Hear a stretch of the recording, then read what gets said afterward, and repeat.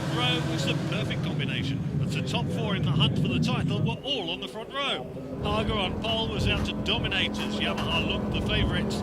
Toseland wanted to beat Bayliss, as he knew that despite qualifying, this was Ducati's worst track of the year.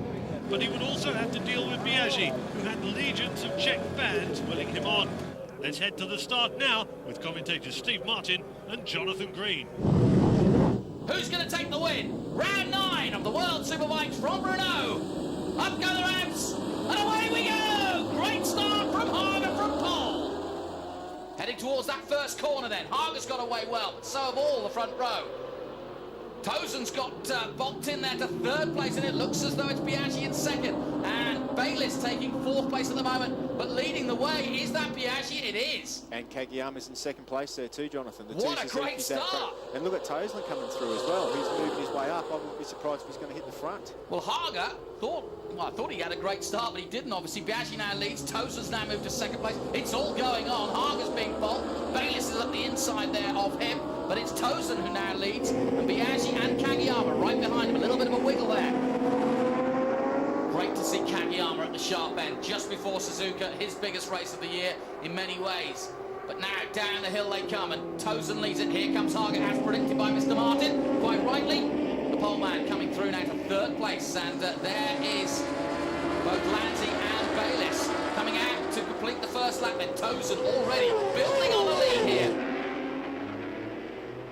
Oh, look at that! Slices through both Suzukis there. And Haga got almost in trouble then. And now they're going to... Oh, look at this racing early on, Steve.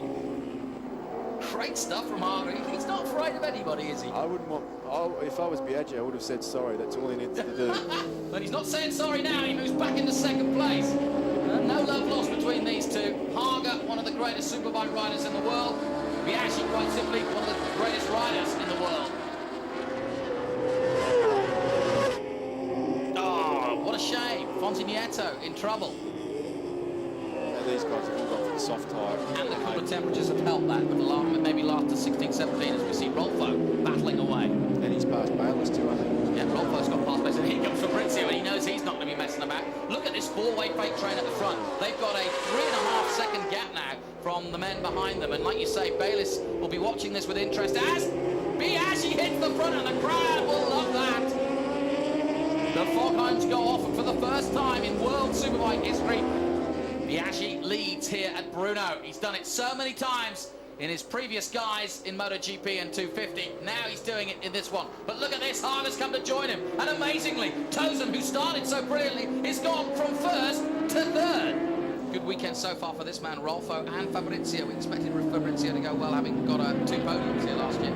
Rolfo has come to the game, hasn't he? Look. And look how much the field is spread out. Bayliss fans will be interested to know that he's down in 10th place. And that is the most significant moment of this race. We've been concentrating on these four, and well we might. But Bayliss is down in 10th position, and that is significant. At a moment there where Haga led. The tyre war hasn't really begun yet, because we know these tyres are okay at 10 laps, which is where they're at more or less now.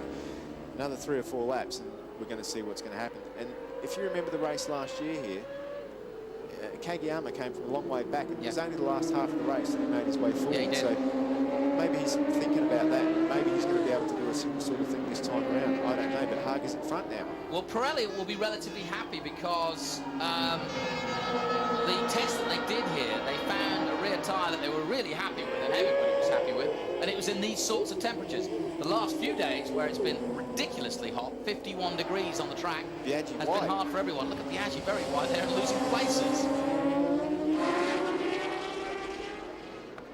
Look at this, Tozen! Oh, James! You're trying to win the title, not just this race. Oh, what a risk he took going round the outside of the last turn, but I tell you what, he's back in business. Yeah, I think he's comfortable. I think he was just having a bit of a rest. That's a rest?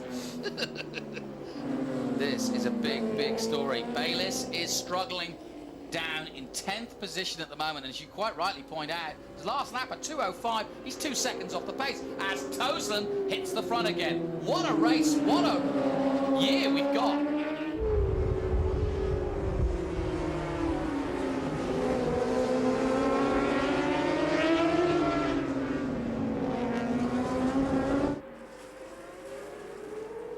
Shot Oh, look at all Kageyama from nowhere.